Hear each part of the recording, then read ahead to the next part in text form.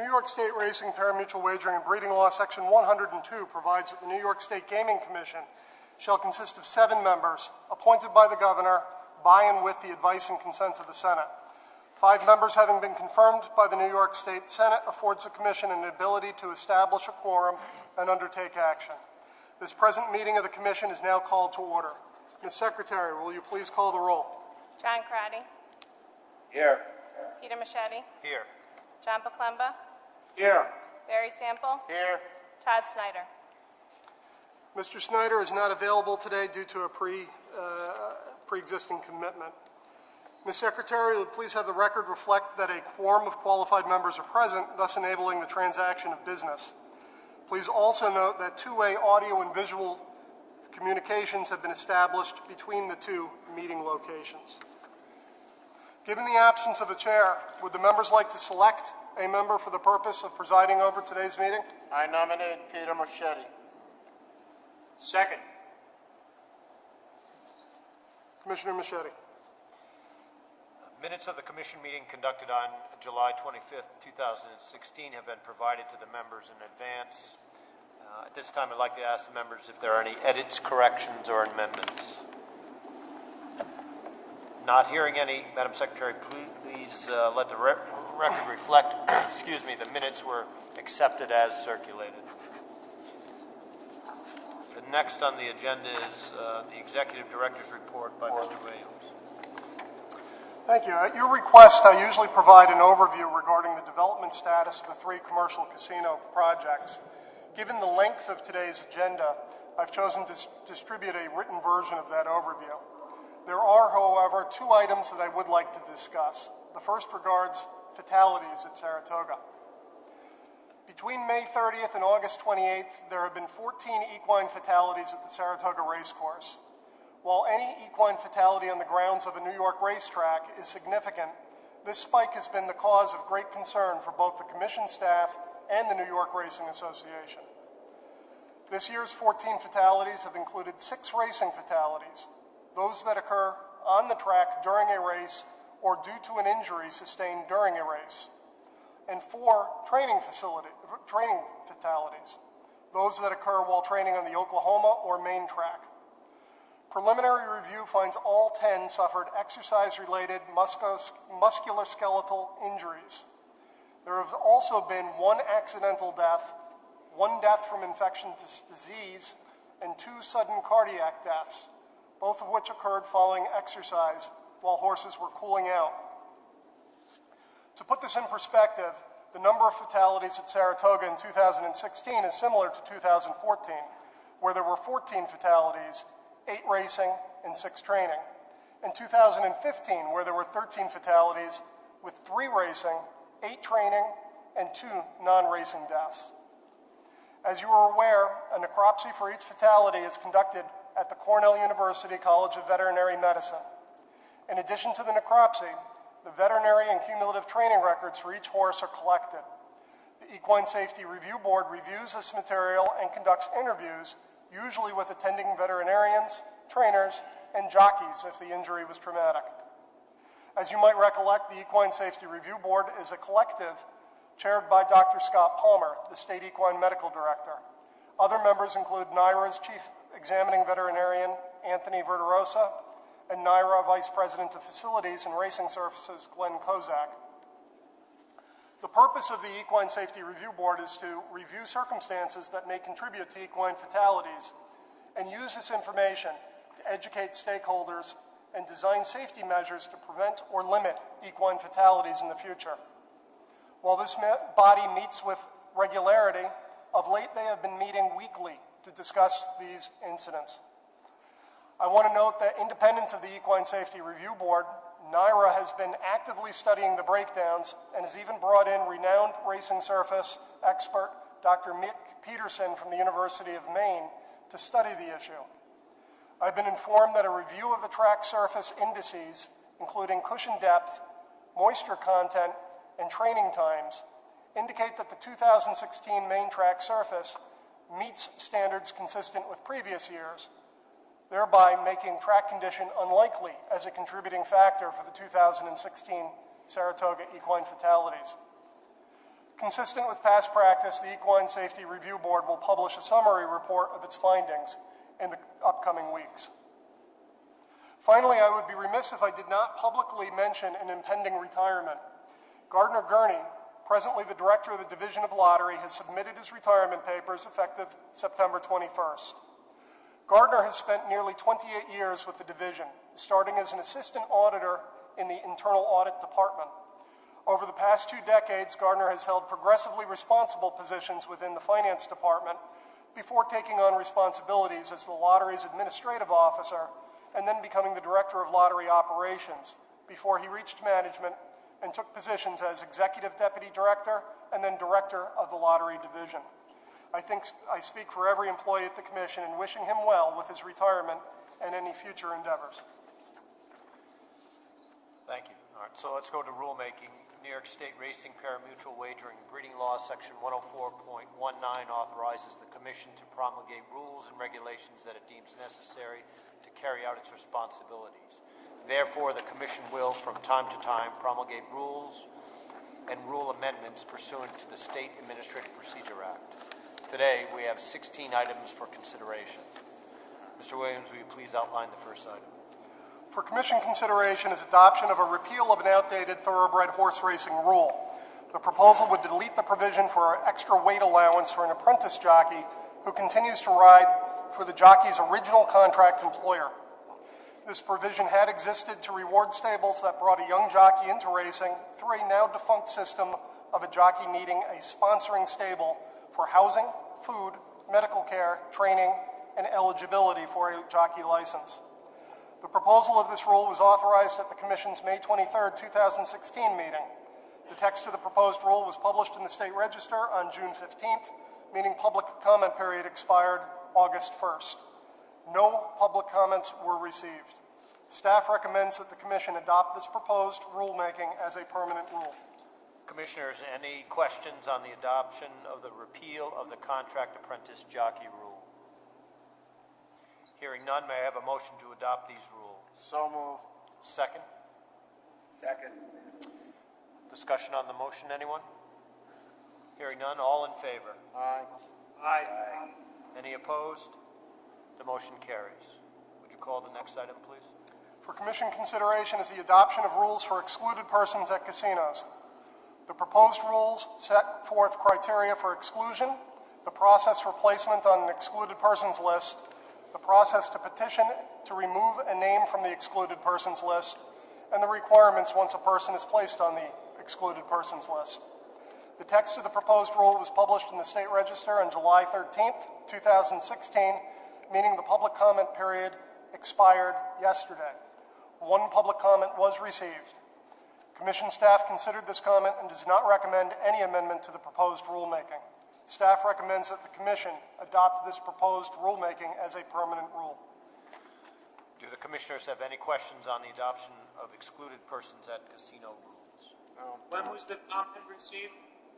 Comment was received yesterday. Yesterday? What was the comment? I don't know offhand. Ed, do you remember what the comment was? It was a comment that was previously received during the solicitation for pre-proposal industry comment that we had considered and rejected. We're looking up that right now.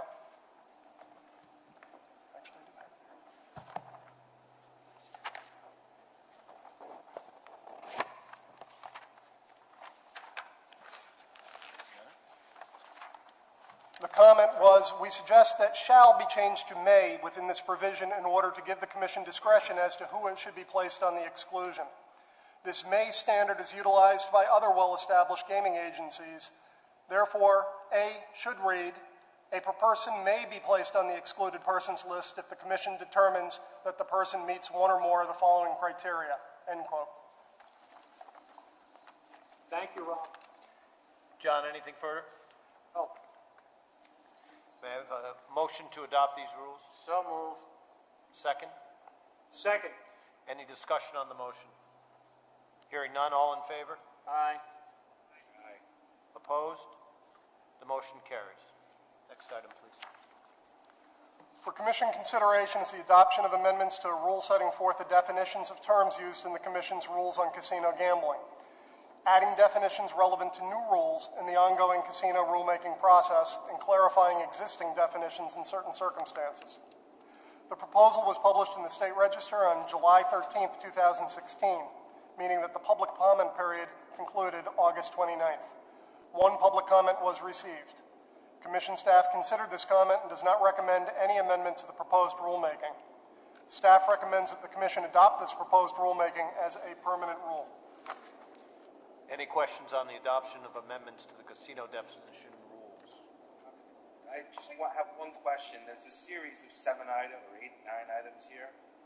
Did we get comments on any of them, Rob? Do we have to approve each one separately? I'm sorry, I didn't hear your full question, John.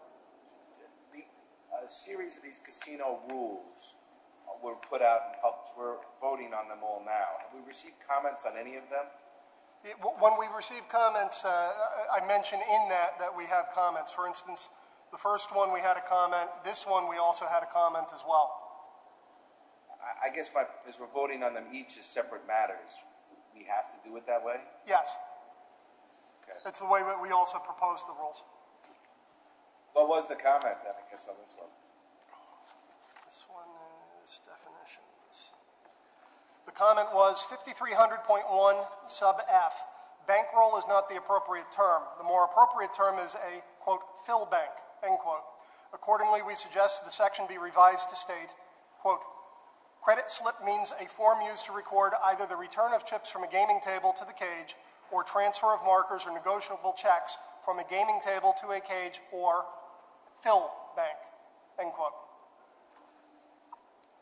Seems very detailed. Who would submit that? That was submitted by representatives of Montrain Operating Company. We decided to... That is correct.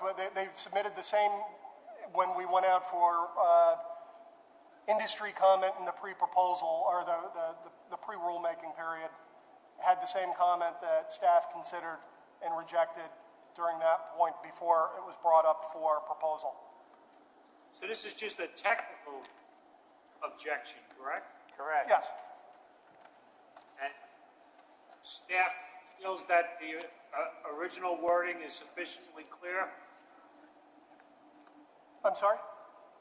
Staff feels that the original wording is sufficiently clear, we don't need to amend it as suggested in the comment? That is correct. Staff considered the comment and rejected the comment in line with other comments that we might have received in the pre-proposal or in the development process. Okay, thank you again. Anything further? Nope. May I have a motion to adopt these rules? So moved. Second? Second. Any discussion on the motion? Hearing none, all in favor? Aye. Aye. Opposed? The motion carries. Next item, please. For Commission consideration is adoption of rules that set forth requirements for the inspection, use, storage, and destruction of gaming equipment.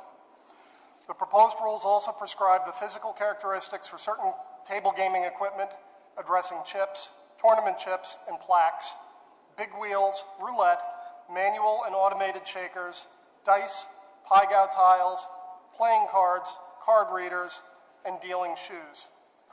Notice of the proposed rule was published in the State Register on July 13th, 2016, meaning that the public comment period expired August 29th. One public comment was received.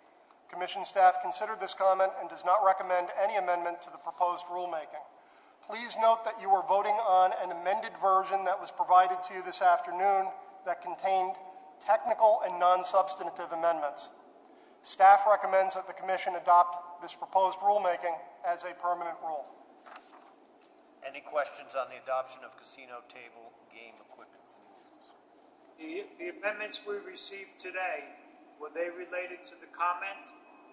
No, they were not. They were typographical errors. I think I need to know what the comment was again then. The comment on this one.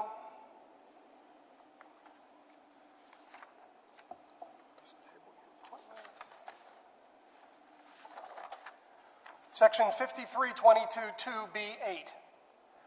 We request that each value chip with a denomination of $25 or more only be required to contain at least 2 anti-counterfeiting measures.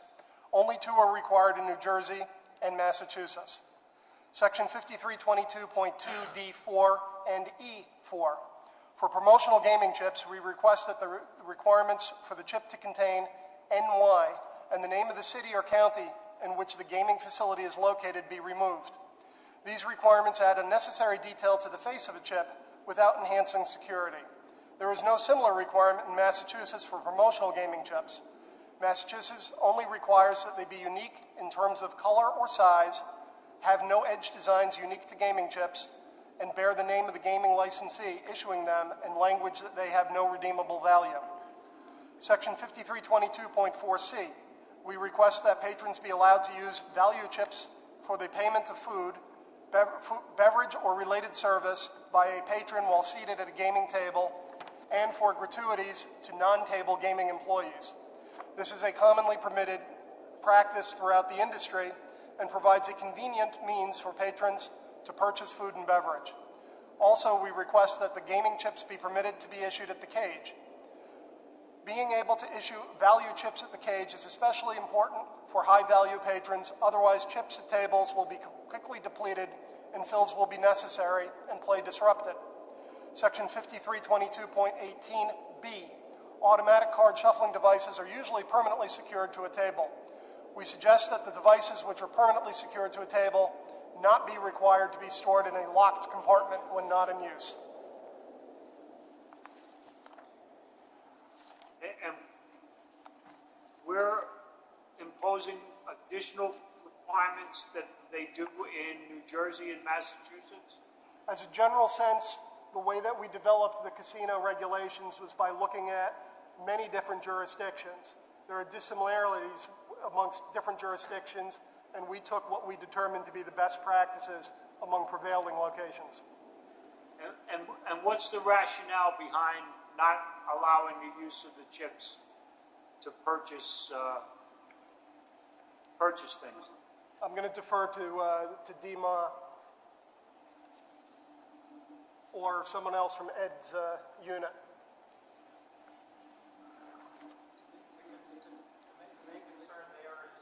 You probably need to speak up, Ed. Otherwise, they're not going to hear you in New York. The main concern is that under federal law and regulations, people can't create their own currencies. So we thought the way we had originally had it would be more in compliance with federal standards. And it was not inconsistent with other jurisdictions? Correct. Okay. Anything else? Nobody wants to talk about the big wheel rules? All right. The shoes. I don't know what it was. May I have a motion to adopt these rules? So moved. Second. Anyone want a second? Second. Any discussion on the motion? Hearing none, all in favor? Aye. Aye. Opposed? The motion carries. Next item. For Commission consideration is adoption of rules for the licensing of casino junkets. The proposed part addresses permissible junket activity, licensing, waivers of licensing, and reporting requirements.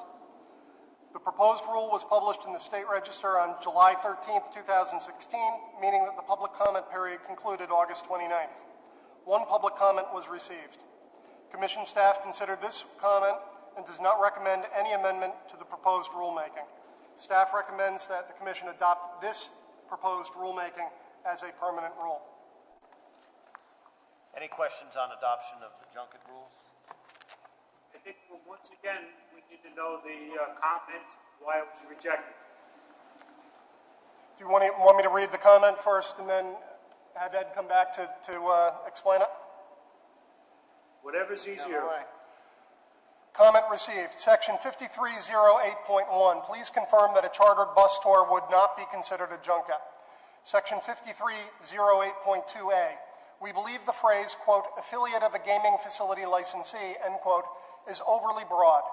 For example, a junket representative employed by an affiliate of a gaming facility licensee should not be required to be licensed in New York unless it is providing some type of services to the New York gaming facility. Accordingly, we suggest that Section A be rewritten as follows. Quote, a junket representative who is employed by a gaming facility licensee, comma, an applicant for a gaming facility licensee or an affiliate of a gaming facility licensee, new language, which is providing services to a gaming facility licensee or applicant, comma, end of new language, is required to be licensed as, comma, and meet the qualifications of, comma, a casino key employee in accordance with Part 5304 of this subchapter, comma, except that a junket representative does not need to fulfill the residency requirements of a casino key employee, end quote. Just a moment, Ed's returning. Here, this was just a matter of phrasing and verbiage. The language that the commenter was suggesting we felt was unnecessary because it's modifying the junket representative that's an affiliate of the gaming facility. We thought the rule already covered the fact that it would be providing services to the gaming facility, so that didn't need to be repeated. And we're not going to have an issue with the bus tour?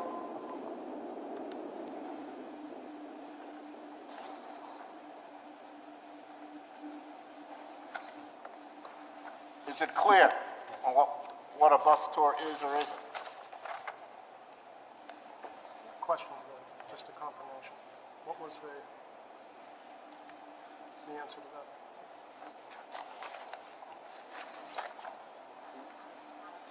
Not bus tour, not a junket, yeah, and that's been communicated to the questioner. Yeah. I think that was their concern. It wasn't all that clear, you know? Right. Anything else, gentlemen? No. Yep.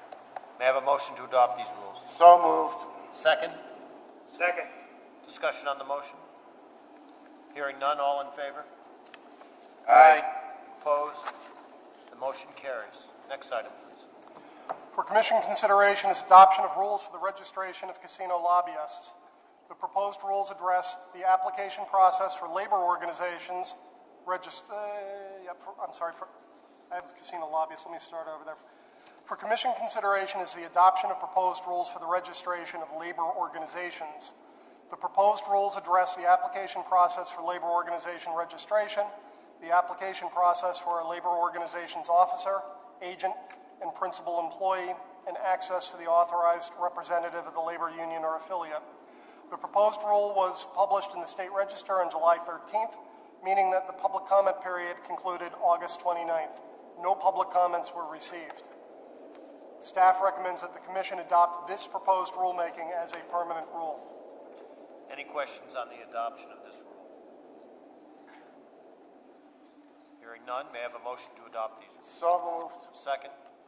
Second. Discussion on the motion?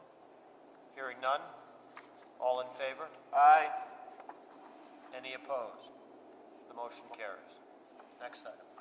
For Commission consideration is the adoption of rules that prescribe requirements for the conduct and operation of table games at licensed gaming facilities. The proposed part addresses the following topics: submission of a gaming facility's licensee's table game staffing plans, equipment, schematics, layouts, minimum and maximum table game wagers, and new table game proposals, a gaming facility licensee's establishment of a dealer training program, and requirements for a gaming facility licensee in regard to posting of payout odds and the text of table game rules. Notice of the proposed rule was published in the State Register on July 13th, 2016, meaning that the public comment period expired on August 29th.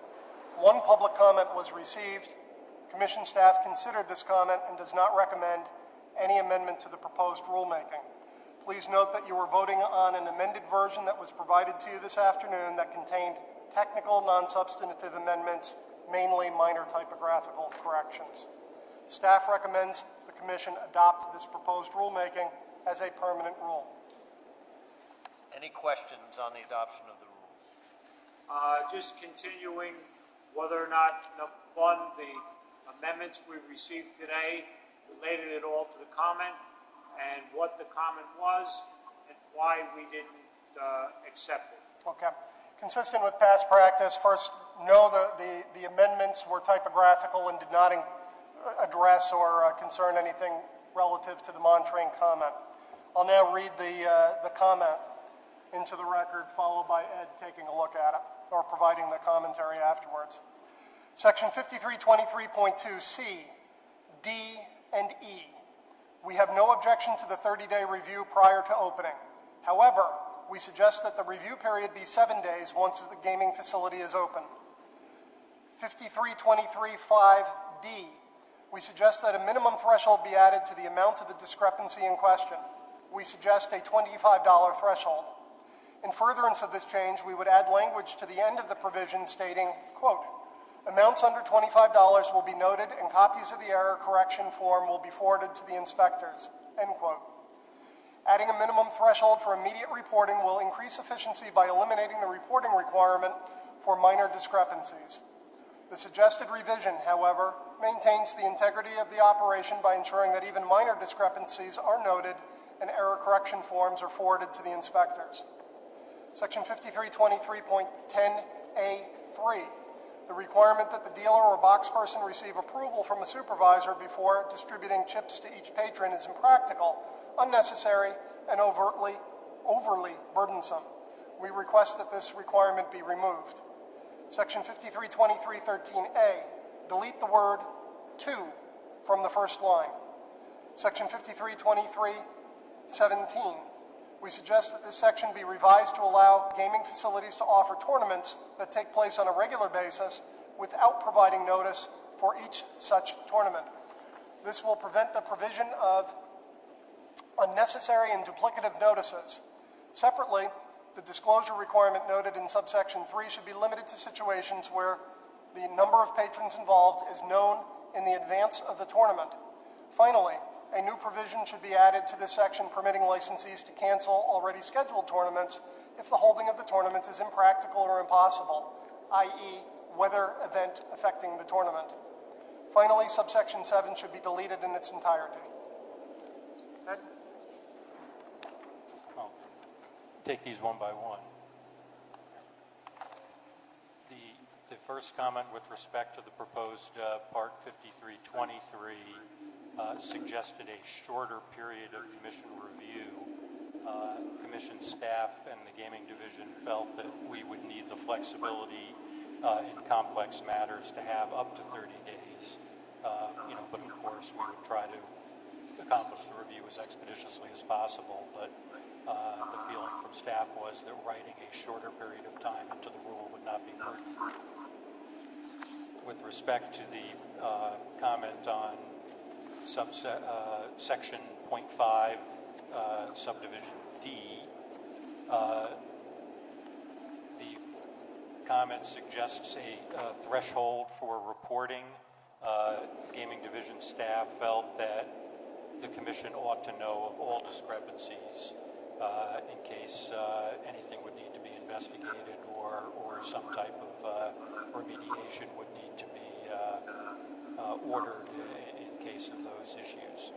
So not reporting all discrepancies was viewed by staff to be not a prudent course for regulation. With respect to section 10, subdivision A, paragraph 3,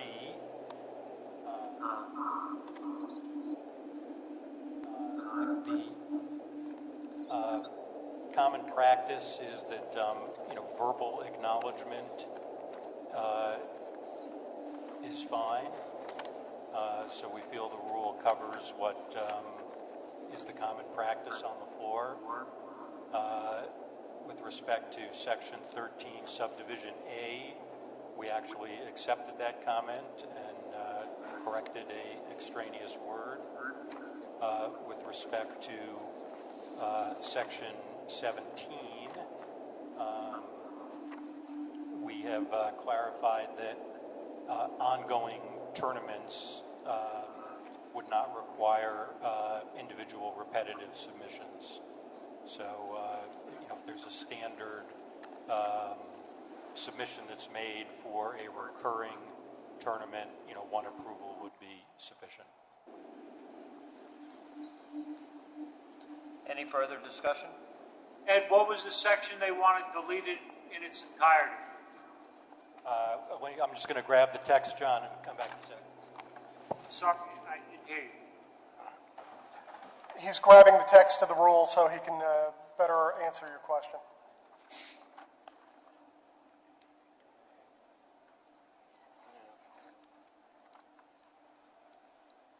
Where is it? That's the one that related to supervisor approval for giving out the chips. They thought the approval was unnecessary? They were contending that it's unnecessary. Or whoever provided the comment.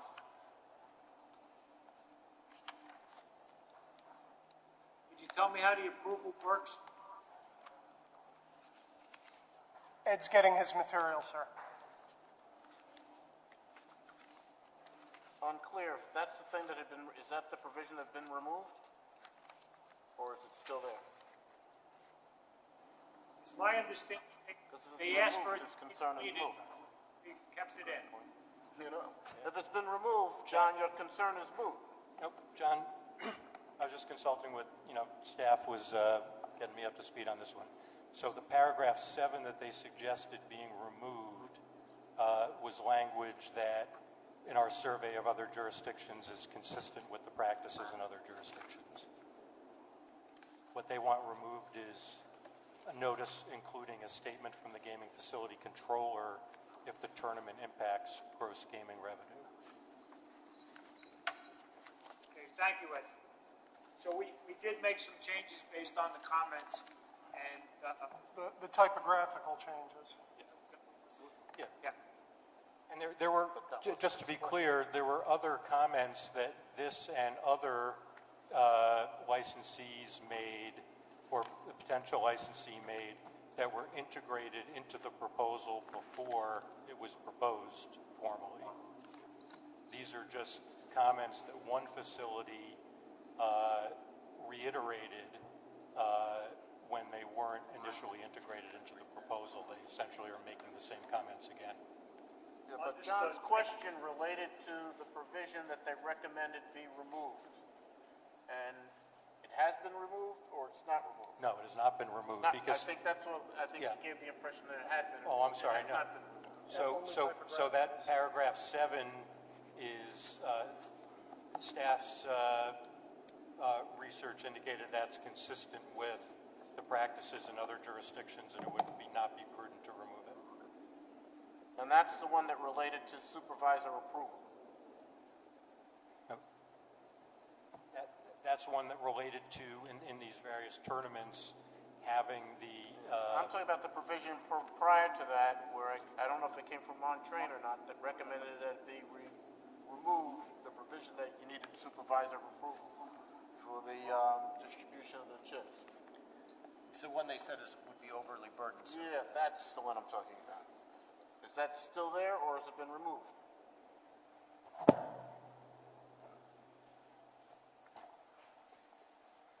I'm just trying to follow which provision we're talking about here. 53, 23, 10. 10. A3. Kristen saying A3. Here, I'll give it to you. He's got it. Easier that way. Instead of playing games, it's this one.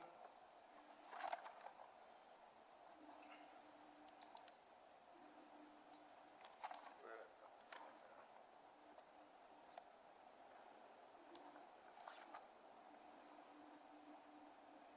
Yeah.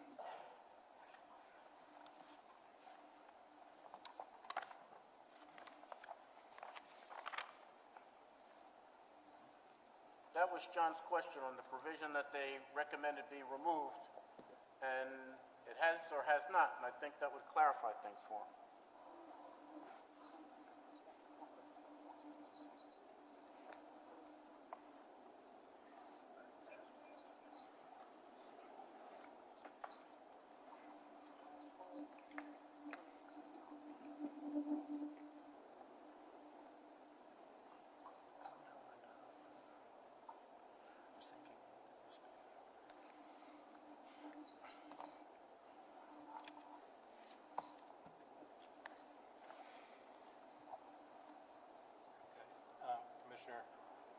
So the rule provides 10A, whenever cash or promotional coupon is presented by a patron at a table game in exchange for chips, the dealer or box person shall not distribute the chips to the patron until he or she receives approval from a supervisor.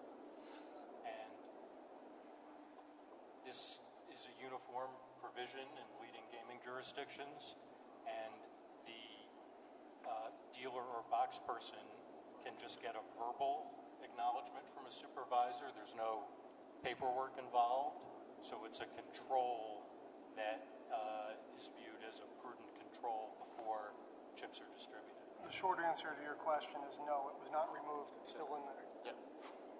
That's the thing John was asking about, whether it had been removed or not. You know, since it hasn't, just to make it clear for him, that's all. Any further discussion? Hearing none, may I have a motion to adopt these? So moved. Second? Second. Any discussion on the motion? Hearing none, all in favor? Aye. Any opposed? The motion carries. Next item, please. For commission consideration is adoption of rules for the registration of casino lobbyists. The proposed rule addresses requirements for lobbyist registration applications and notice of termination of a lobbyist's services. The text of the proposed rule was published in the State Register on July 13th, 2016, meaning the public comment period concluded August 29th. No public comments were received. Staff recommends that the Commission adopt this proposed rulemaking as a permanent rule. Any questions on the adoption of this? Hearing none, may I have a motion to adopt these rules? So moved. Second. Second. Any discussion on the motion? Hearing none, all in favor? Aye. Aye. Opposed? The motion carries. Next item, please. For Commission consideration of proposed rules for gaming facility accounting controls, pre-proposal comments were solicited from 3 gaming facility licensees and the applicant for the 4th casino license, and incorporated as the staff considered appropriate. Staff recommends that the Commission authorize a proposal of this rulemaking. Any questions on the proposed casino accounting controls rule? Hearing none, may I have a motion to propose these rules? So moved. Second. Second. All in favor? Aye. Opposed? The motion carries. Next item, please. For Commission consideration of proposed rules for cage and count standards and kiosks at casinos. The proposed part addresses requirements for the cashier's cage, satellite cages, count room, drop boxes, and secure delivery structures. The rule also prescribed the technical amendments or requirements for kiosks. Pre-proposal comments were solicited from the 3 gaming facility licensees and the applicant for the 4th casino license, and incorporated as staff considered appropriate. Please note that you are voting on an amended version that was provided to you this afternoon that contains technical, non-substantive amendments. Staff recommends that the Commission authorize the proposal of this rulemaking. Any questions on the proposed casino cage and count standards controls rule? Hearing none, may I have a motion to propose So these moved. rules? Second. Second. Any discussion on the motion? Hearing none, all in favor? Aye. Any opposed? The motion carries. Next item. For Commission consideration are proposed rules for electronic gaming devices. The proposed part addresses the use and operation of electronic gaming devices and equipment. Pre-proposal comments were solicited from the 3 gaming facility licensees and the applicant for the 4th casino license, and incorporated as the staff considered appropriate. Staff recommends that the Commission authorize the proposal of this rulemaking. Any question on the proposed rule? Hearing none, may I have a motion to propose these rules? So moved. Second. Second. Any discussion on the motion? Hearing none, all in favor? Aye. Any opposed? The motion carries. Next item. For Commission consideration are proposed rules for gaming facility monitoring and control systems and validation. The proposed part prescribes the technical standards for the certification of online monitoring and control and validation systems. Pre-proposal comments were solicited from the 3 gaming facility licensees and the applicant for the 4th casino license and incorporated as the staff considers appropriate.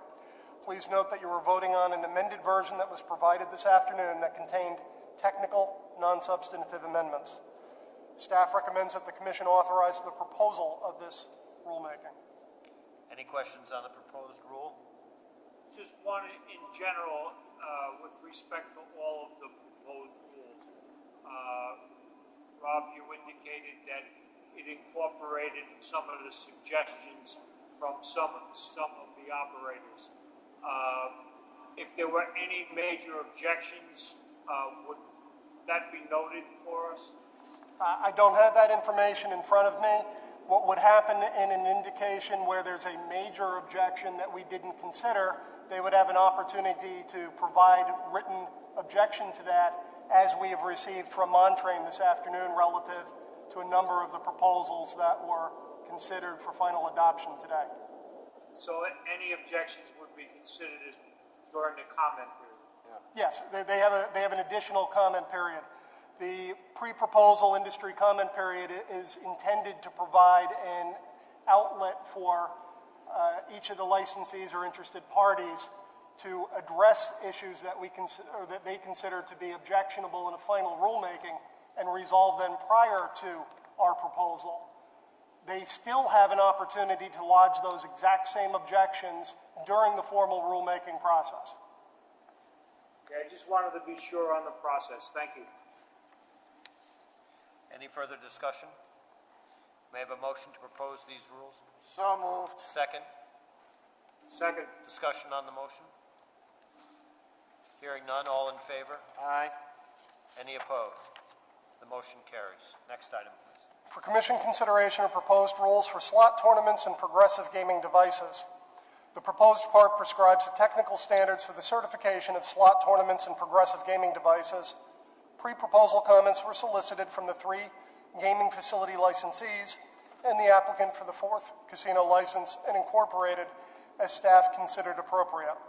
Please note that you are voting on an amended version that was provided this afternoon that contained technical, non-substantive amendments. Staff recommends that the Commission authorize the proposal of this rulemaking. Any questions on this proposed rule? Hearing none, may I have a motion to propose these rules? So moved. Second? Second. Any discussion on the motion? Hearing none? All in favor? Aye. Any opposed? Motion carries. Next item, please. For Commission consideration of proposed rules for gaming facility gaming devices. The proposed part addresses the technical standards for the certification of gaming devices. Pre-proposal comments were solicited from the 3 gaming facility licensees and the applicant for the 4th casino license and incorporated as staff considered appropriate. Please note that you are voting on an amended version that was provided this afternoon that contains technical, non-substantive amendments. Staff recommends that the Commission authorize the proposal of this rulemaking. Any questions on the proposed rule? On all of these proposed rules, when do we have to have them back? The process would be, if we approve them right now for publication, they will be approximately a 2-week window before they're published in the state register. There's then a start of the publication in the state register of a 45-day public comment period before it returns to us, closes, and then the Commission can consider those for final adoption. So the timing's going to be not an issue for the casinos opening, because we'll resolve this by the end of the calendar year.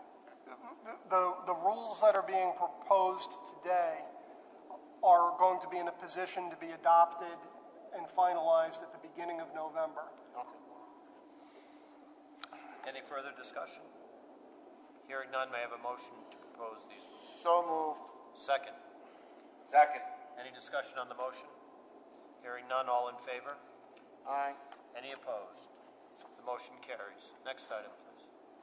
For Commission consideration of proposed rules for table games.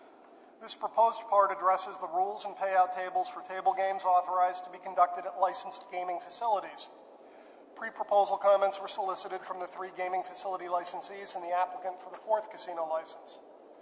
and incorporated as staff considered appropriate. Staff recommends that the Commission authorize the proposal of this rulemaking. Any questions on the proposed rule? Hearing none, may I have a motion to propose these rules? So moved. Second? Second? Any discussion on the motion? Hearing none, all in favor? Aye. Any opposed? The motion carries. Next item, please. For Commission consideration are proposed revisions to the rules concerning advertising and promotional materials on jockeys and thoroughbred racing. Generally, a jockey may wear advertising and promotional material only with the permission of the stewards.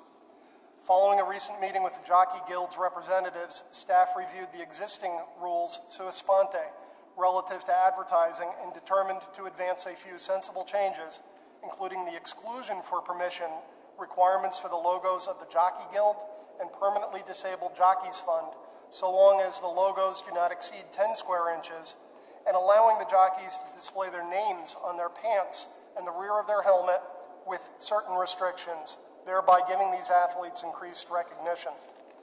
The staff recommends that the Commission authorize the proposal of this rulemaking. Any questions on the proposed rule? How does this rule compare with rules in other states? This is consistent with rules in many other states that have already excluded this type of advertising or this type of speech from advertising and therefore allowable. We're simply catching up to some other jurisdictions. If this rule were to be adopted, are we more restrictive or less restrictive than other states, say Kentucky? We would be consistent with many of the other top states. Right now, we are more restrictive. So a jockey couldn't wear some advertising in Kentucky that he couldn't wear in New York. Now, remember, what we're doing here is limiting the ability to put certain items without getting those approvals of the stewards. Right now, the stewards have total control over what a jockey may wear on his silks.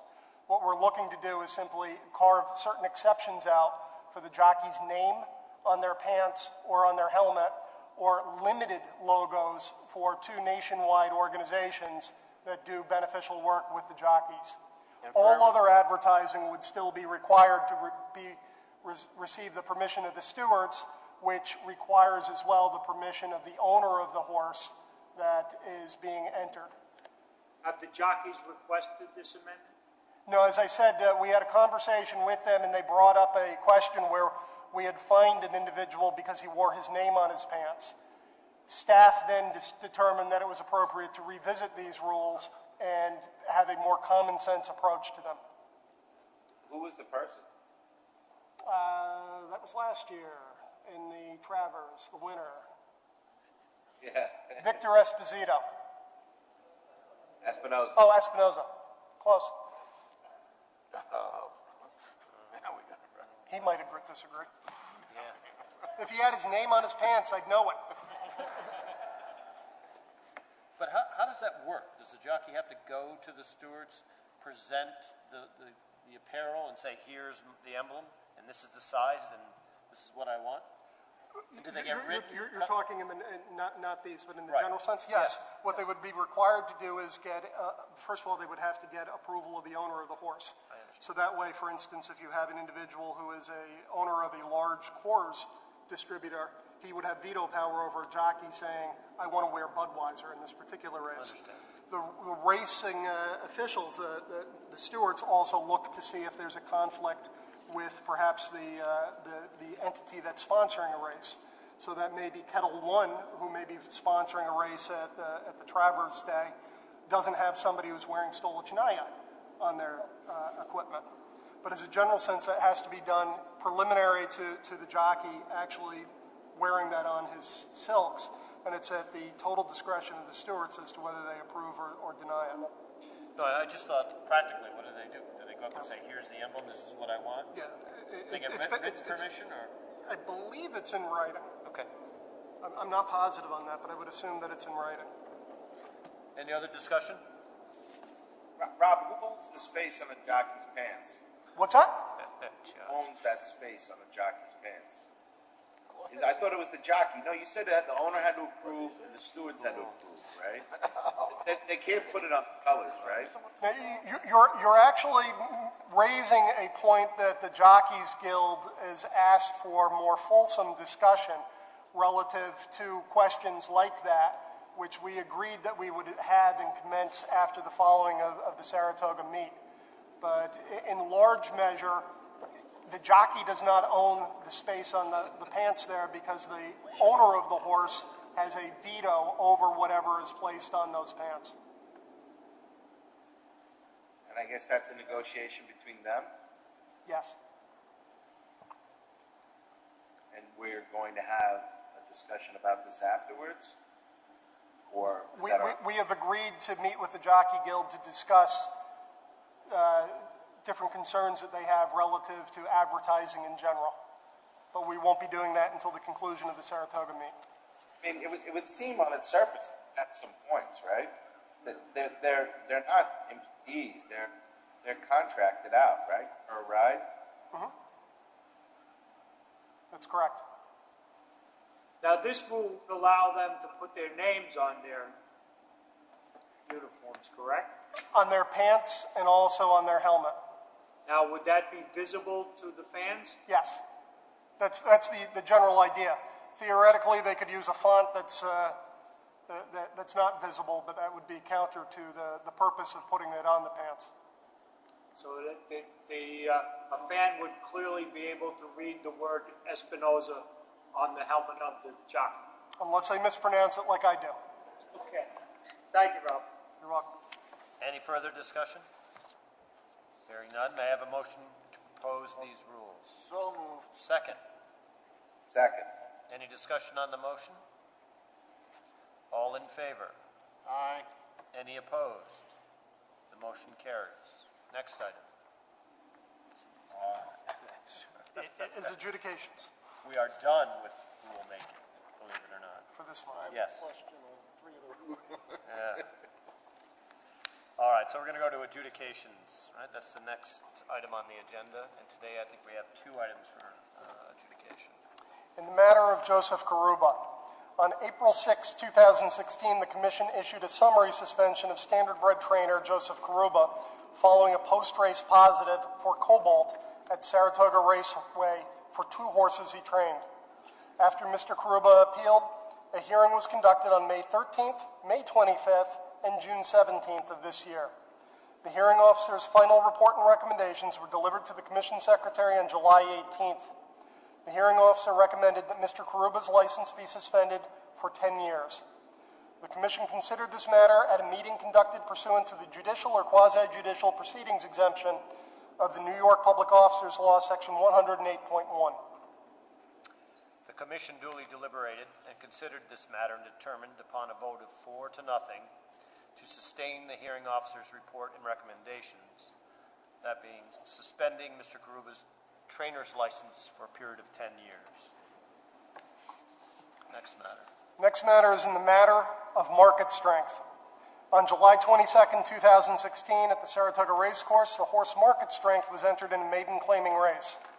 3 persons entered a claim, resulting in a disposition of a horse by lot. Ultimately, the stewards concluded to void the claim and ordered the horse be returned to its original owners. A losing claimant appealed the stewards' ruling pursuant to Title IX of the New York Code of Rules and Regulations, Section 4039.5, contending that a new disposition by lot should be conducted. The Commission considered this matter at a meeting conducted pursuant to the judicial or quasi-judicial proceedings exemption of New York Public Officers Law, Section 108.1. The Commission duly deliberated and considered this matter and determined upon a 3-1 vote, Commissioner Machete voting in the negative to reverse the decision of the stewards and order a new disposition by lot.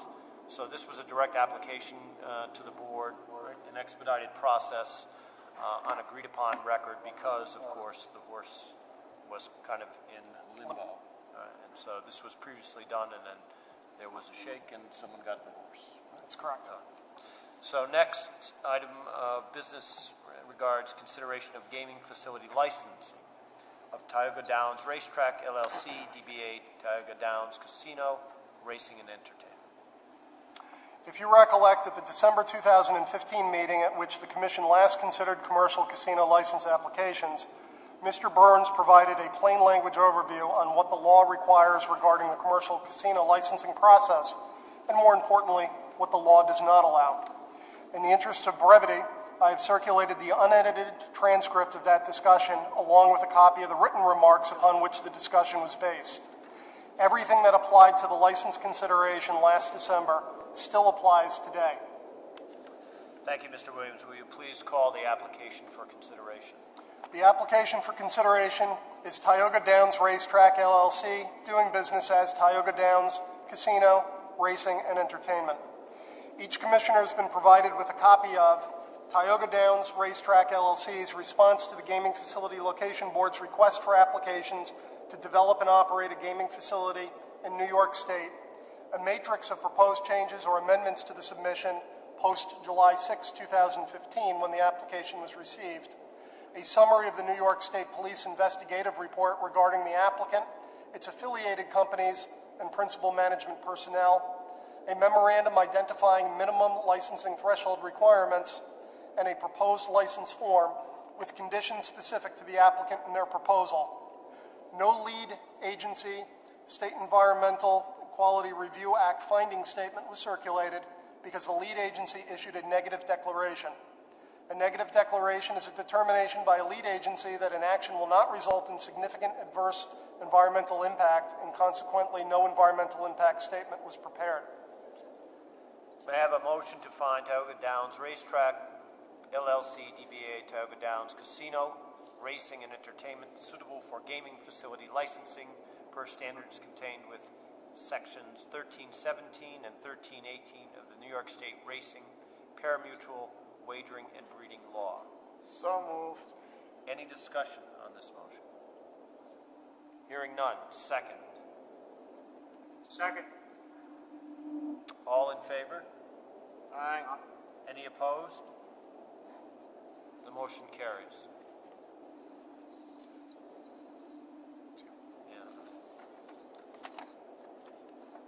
May I have a motion to find the application as amended submitted Tioga Downs Racetrack, LLC, DBA Tioga Downs Casino, Racing, and Entertainment as meeting the minimum licensing threshold set forth in Sections 1316 of the New York State Racing, Parimutuel, Wagering, and Breeding Law. So moved. Second. Any discussion on the motion? Hearing none, all in favor? Aye. Any opposed? The motion carries. May I have a motion to execute the Gaming Facility License Award for Tioga Downs Racetrack, LLC, DBA Tioga Downs Casino, Racing and Entertainment, pursuant to Section 1311 of the New York State Racing, Parimutuel, Wagering, and Breeding Law. So moved. Second. Any discussion on the motion? Hearing none. All in favor? Aye. Any opposed? The motion carries. Now we have any old business, right? Correct, there's none on the agenda. Okay. And new business. We've had some questions concerning staff's determination of granting interactive fantasy sports temporary registration. There's been a number of them granted.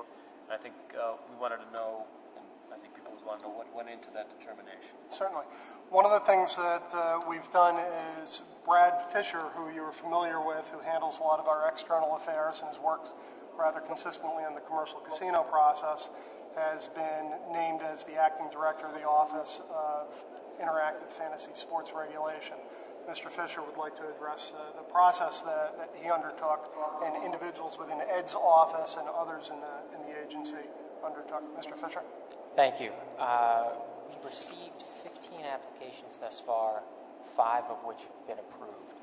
The process was an application for a temporary permit was created. It had 23 components to it, which followed portions of the statute, and those conditions in general measure cover customer protections, provisions to screen out prohibited players, self-excluded players, and minors, required segregation of customer funds, privacy safeguards, and information about problem gaming assistance. In all of the applications that have been received, there's been an iterative process between the commission and the applying party. Oftentimes, this is gone for a number of rounds where an applying party has submitted, and there are numerous either deficiencies in the exhibits or there are certain clarifying questions that staff has, and then the commission poses questions back. We receive supplemental information. This may go on upwards of 4 rounds of communications until staff has felt that the application satisfies the requirements of the statute and also just generally comports with the needs of the statute and the application for a temporary permit itself. And we have to answer any questions regarding that. Brad, could you talk about who in the staff that worked on this? Yes. I, along with a number of members, 3 other attorneys from counsel's office, and also with the general counsel, Mr. Burns, in vetting the exhibits and collaboratively working to make sure that the needs of the statute are satisfied. John Crotty, John Clemba, any questions, you guys? No. Sounds good. All right. So, no other new business to consider? None. All right. Let me just say this. If anyone had any questions about the amount of work being done on the casinos, I think it's pretty clear that the staff is doing a tremendous amount of work, and they are to be commended for that. And they are also doing a tremendous amount of work on the new responsibility that we now have, which is the regulation of the fantasy sports betting. So kudos to you guys who've done an outstanding job. It is a lot of work, and there's a ton of work to be done still. So thank you. So that concludes today's published agenda. We have to decide when we're going to meet, right? We have tentatively scheduled for the 26th of September. So you'll advise Kristen about your availability, everyone, on the 26th. Okay, so that concludes today's published agenda. Anything else for consideration? Before I conclude, I want to thank the management of Fasig Tipton for allowing us to conduct our retired racehorse meeting and commission meeting at this outstanding facility. Hearing no other items for consideration, the meeting of the New York State Gaming Commission is adjourned. Thank you.